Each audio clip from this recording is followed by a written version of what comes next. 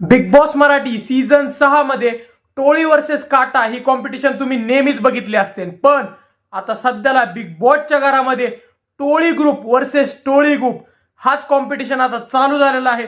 भाऊच्या धक्क्यानंतर ते समीकरण बदललेले आहे आणि टोळीमध्येच जे भांडणं लागलेले आहेत ते पाहणं रोमांचक ठरणार आहे। तर नेमकी मित्रांनो, आज टोळी वर्सेस टोळीमध्ये नेमकी काय झालेलं आहे या व्हिडिओमध्ये मी तुम्हाला सगळं सांगणार आहे।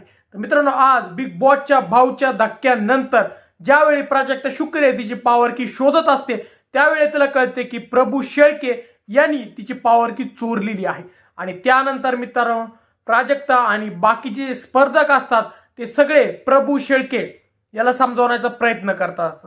तर त्यामध्ये मित्रांनो रोशन पण असतो आणि रोशन पण प्रभूला समजावण्याचा प्रयत्न करत असतो की तू माझ्या लहान भावासारखा आहे आणि तू चोरी करणं चुकीचं आहे, ती जी चावी आहे ती परत प्राजक्ताला वापस देऊन दे। तर मित्रांनो, ज्यावेळी रोशन हा समजावण्याचा प्रयत्न करत असतो त्यावेळी विशाल हा रोशनला टोकत असतो आणि बोलत असतो, ए रोशन तू मधी नको बोलू, मी बोलतोय ना, मी बोलत असल्यावर मला मधी बोललेलं आवडत नाही।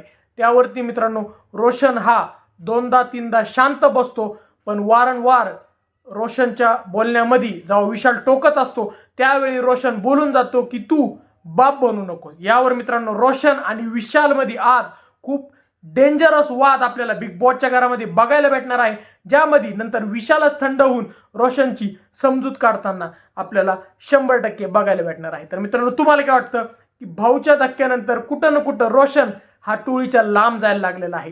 तर रोशनने टोळीच्या लांब गेलं पाहिजे की टोळीसोबत खेळलं पाहिजे? तुम्हाला काय वाटतं आम्हाला कमेंट सेक्शन करा।